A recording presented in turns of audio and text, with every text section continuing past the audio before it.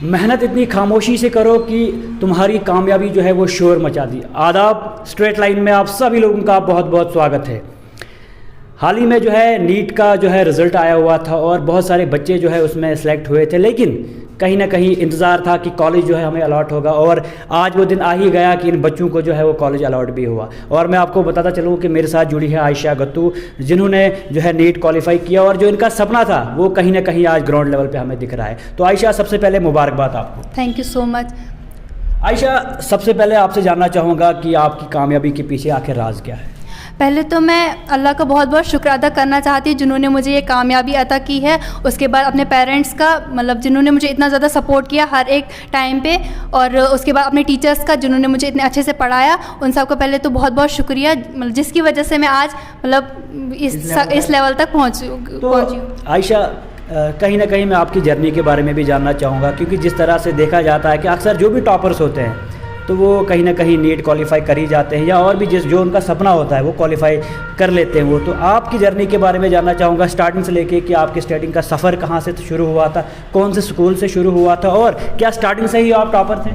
नहीं, ऐसा तो नहीं है, मैं स्टार्टिंग से टॉपर कभी भी नहीं, आज तक नहीं रही हूँ। मतलब परसेंटेज ठीक आती थी पर टॉपर कभी भी नहीं बनी, और मैंने उस चीज़ पे उतना ज़्यादा फोकस नहीं किया, बजाय इसके कि मैंने इस चीज़ पे फोकस किया कि मैं अपना ड्रीम अचीव कर सकूँ। और फाइनली आज मुझे उसका फल भी मिल गया कि मुझे मतलब MBBS में सीट मिल गई आपको MBBS में से। तो कहीं ना कहीं खुशी की बात तो है डोडा के लिए भी और ख़ास तौर पर गत्तू फैमिली के लिए भी, क्योंकि आयशा गत्तू फैमिली से बिलोंग करती है। और खुशी की बात आज पूरे घर में, पूरे जहाँ ये कोचिंग्स ले रही है और जिन स्कूल से उन्हें पढ़ा है, तो खुशी की बात कहीं ना कहीं इन सब के लिए है। तो आयशा, आपके स्कूलिंग के बारे में भी जानना चाहूँगा कि आपकी स्कूलिंग कहाँ से हुई? मैंने अपना 10th जो है वो green model high secondary school Doda से किया। उसके बाद मैंने अपनी 12th जो है वो SP स्मार्ट जम्मू से की, और उसके बाद फिर मैंने 1 साल का ड्रॉप लिया था और यूनिक स्टडी सेंटर से मैंने वो ड्रॉप मतलब कोचिंग की थी। और यहाँ पे मतलब मुझे बहुत ज़्यादा अच्छा एक्सपीरियंस हुआ यूनिक स्टडी सेंटर में। टीचर्स ने बहुत ज़्यादा मतलब अच्छे से पढ़ाया, गाइडेंस की, बहुत ज़्यादा अच्छे से गाइडेंस दी। उसके अलावा जो है मतलब जो नीट चाहता है NCERT पे फोकस करना, तो यहाँ पे टीचर जो है वो मतलब NCERT को एक मतलब अलग तरीके से पढ़ाते हैं। हमें प्रॉपर हर एक चीज़ की ट्रिक्स बोली जाती हैं, मतलब बहुत अच्छे से समझाया जाता है। हमारे डाउट्स जो है वो बहुत ज़्यादा अच्छे से क्लियर करे जाते हैं। टेस्ट सीरीज़ बहुत ज़्यादा अच्छी होती है, मतलब अगर हमें टेस्ट में कोई क्वेश्चन नहीं आया तो फिर वो टीचर के सामने हम सॉल्व करते हैं। टीचर हमें बोलते हैं कि आपने कहाँ पे जो है वो गलती की है इस क्वेश्चन में। और जैसे यहाँ पे अगर हम बात करेंगे बायो के लिए, हम पर धीरज सर हैं जो कि मतलब बहुत अच्छी ज़्यादा ट्रिक्स दिखाते हैं हमें बायो में, क्योंकि बायो बहुत ज़्यादा मतलब बायो में यही बहुत ज़्यादा इंपॉर्टेंट होता है कि हमें ट्रिक्स आनी चाहिए, क्योंकि हमें इतने कम टाइम में जो है वो इतने सारे क्वेश्चंस मतलब करने होते हैं, तो इसलिए हमें ट्रिक्स आनी चाहिए। उसके अलावा अगर देखेंगे हम मनोज सर फिजिक्स के लिए और दिलीप सर हम पास केमिस्ट्री के लिए, जो कि बहुत ज़्यादा अच्छे से हमें पढ़ाते थे। तो आयशा, कहीं ना कहीं आपसे ये भी जानना चाहूँगा कि कितना टाइम आप लेते थे दिन में, यानी अगर दिन के हिसाब से हम बात करें तो कितने टाइम आप स्टडी कंटिन्यू करते थे, और आपका जो गोल था कब से आपने इस गोल के बारे में सोचा हुआ था और कब से इसके लिए आप तैयारी कर रहे हैं? अगर बात करेंगे MBBS की, वो तो मतलब तब से MBBS करना सोचा था जब पता भी नहीं था कि इतना ज़्यादा हार्ड वर्क करना पड़ेगा इसके लिए। लेकिन उसके बाद फिर पेरेंट्स का भी यही सपना था, तो फिर मैं आगे बढ़ती गई। और मेनली मैंने 10th से मतलब थोड़ा सा ये सोचा कि मुझे एक गाइडेंस जैसी मिली कि नहीं मुझे MBBS करना, क्योंकि अब 11th में सब्जेक्ट चूज़ करने थे। तो उसके बाद मतलब 10th से मेरे को ये आया कि पता चला कि इतनी ज़्यादा मेहनत करनी है। उसके बाद फिर मैंने मतलब ये SP स्मार्ट से 12th किया, और उसके बाद फिर कोचिंग यहाँ से की, तो टीचर्स ने बहुत ज़्यादा मतलब सपोर्ट किया। तो कहीं ना कहीं टीचर का सपोर्ट तो रहता ही है, लेकिन अगर हम फैमिली की बात करें तो फैमिली का भी मेन रोल जो है बच्चों के लिए रहता है। तो मैं आपसे ये भी जानना चाहूँगा कि फैमिली को लेके ज़्यादा सपोर्ट किसका रहा है और फैमिली ने आपको किस हद तक सपोर्ट किया? नहीं, मेरे तो मतलब पूरे सारे फैमिली मेम्बर्स ने बहुत ज़्यादा सपोर्ट किया मुझे। और अगर हम बात करें स्पेशली मेरे पापा ने बहुत मतलब हद से भी ज़्यादा सपोर्ट किया। मतलब जो चीज़ मैं बोलती थी वो विदाउट पूछे मतलब वो कर देते थे, ताकि मुझे किसी चीज़ की कमी ना हो। तो मैं मतलब अल्लाह का बहुत शुक्र अदा करती हूँ, मुझे इतनी अच्छी फैमिली थी। उसके अलावा आपसे ये भी जानना चाहूँगा कि ऑनलाइन का ज़माना था, ऑनलाइन में दिक्कतें बच्चों को काफ़ी ज़्यादा आती थी, अभी भी हम देखते हैं कि बच्चों को अभी भी दिक्कतें आती हैं, लेकिन किस तरह आपने ये सब मैनेज किया? क्योंकि हर बच्चा जो है अपनी माँ बाप से जो है मोबाइल की मांग कर रहा था, तो आपने भी कहीं ना कहीं मोबाइल तो लिया होगा फैमिली से, लेकिन किस तरह इस सब का मैनेज कर पाए? और ऑनलाइन क्लासेस की अगर हम बात करें तो कितनी ज़्यादा समझ आपको उसमें आती थी, और उसके अलावा अगर हम जैसे ऑफलाइन पहले पढ़ते थे तो कितना डिफरेंस रहता था इस सब में? मतलब थोड़ी स्टार्टिंग में जब ऑनलाइन होता तब तो प्रॉब्लम हुई थी, लेकिन दिमाग में जब सपने हो तो फिर हमें फ़र्क नहीं पड़ता कि वो ऑनलाइन है या ऑफलाइन है। तो तो हम मतलब वो फिर फोकस रहते हैं, डेडिकेटेड रहते हैं, और फिर मतलब वो तो हम पे डिपेंड करता है ना कि हम फ़ोन का कैसे यूज़ करें। तो हम पॉजिटिवली अगर यूज़ करें तो मुझे लगता है हर एक इंसान को फ़ोन का पॉजिटिवली यूज़ करना चाहिए। और मतलब जिस एज में हम होते हैं तो मुझे लगता है सोशल मीडिया से भी दूर ही रहना चाहिए। अगर हम प्रिपरेशन कर रहे हैं तो बाद में तो एक बार हमें मतलब अपनी सक्सेस मिल गई, फिर तो पूरी लाइफ है नहीं पड़ी हुई हमारे अपनी।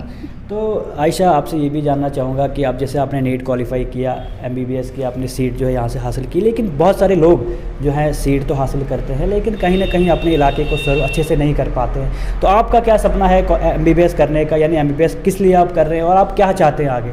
मतलब मैं तो कार्डियो सर्जन बनना चाहती हूँ और मैं सीरियसली अब मतलब यहाँ पे डोडा के लोगों को सर्व करना चाहती हूँ। मतलब बहुत सारे ऐसे लोग होते हैं जो मतलब जिनको बाहर जाना पड़ता है ट्रीटमेंट कराने के लिए, और उनके पास उतना पैसा भी नहीं होता कि वो मतलब अपना ट्रीटमेंट अच्छे से करवा सके। तो मैं चाहती हूँ कि मैं डोडा में आऊँ और यहाँ पे मतलब लोगों को मतलब अच्छे से ट्रीट करूँ, और जितना पॉसिबल हो सके फ्री ट्रीटमेंट तो अपनी तरफ से मतलब अल्लाह की राह में भी करें। हाँ, मतलब बचपन से यही सोचा कि मतलब अपना दुनिया भी बनानी है और आखिरत भी बनानी है। तो कहीं ना कहीं स्टार्टिंग में तो ऐसे सपने होते हैं, देखो बुरा मानने वाली बात नहीं है, सपने होते हैं, लेकिन जब बंदा इस मुकाम पे पहुंचता है तो फिर ये सारे सपने वो भूल जाता है कि मैंने अपने इसके लिए सर्व करना है। तो ये सब आप माइंड में किस तरह लेके अभी आगे चलेंगे? अभी तो मतलब मुझे लगता है कि मेरे पापा मुझे टाइम टू टाइम इस चीज़ के लिए हमेशा वो मोटिवेट करते रहते हैं कि बेटा पैसे कमाना नहीं है इस दुनिया में, इस दुनिया में हमें जो है वो ह्यूमैनिटी को सर्व करना है और अपने लोगों के लिए मतलब अच्छा करना है। यानी कहीं ना कहीं आने वाले टाइम में आप डोडा को बहुत कुछ देने वाले हैं। इंशाल्लाह, उम्मीद तो यही है। तो उसके अलावा आपसे ये भी जानना चाहूँगा कि इस सबका क्रेडिट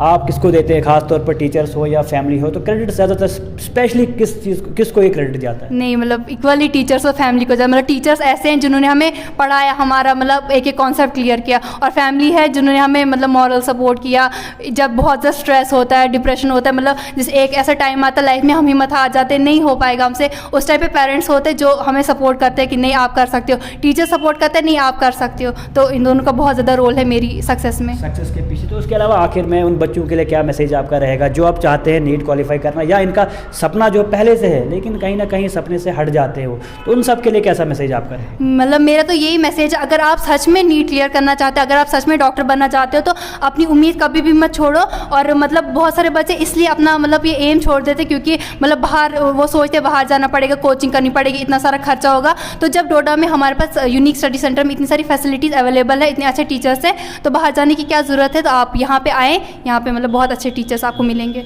टीचर्स हैं तो ये आप देख सकते हैं हमारे साथ जुड़ी थी आयशा गत्तू, जिनका साफ साफ यही कहना था कि ये अपने डोडा के लिए कुछ करना चाहती है, जो इनका सपना पहले से ही था। तो हम भी उम्मीद रखते हैं कि आने वाले कल में जब ये डॉक्टर बन के यहाँ पर आएंगी तो डोडा को ये बहुत कुछ दे, और डोडा के जितने भी लोग हैं, खासतौर पर गरीब लोग, जो गरीब का तबका यहाँ पर है, उन सब के लिए ये मदद करे। और जिस तरह इनका दावा अभी है तो हम भी उम्मीद करते हैं आने वाले कल में जो है ये डोडा को बहुत कुछ देंगे, और आगे भी हम कोशिश करेंगे रूबरू कराना ऐसे ऐसे बच्चों के साथ जो चाहते हैं कि डोडा के लिए स्पेशली कुछ करे। तो इसी के साथ दीजिए इजाज़त और जुड़ते रहे स्ट्रेट लाइन के साथ।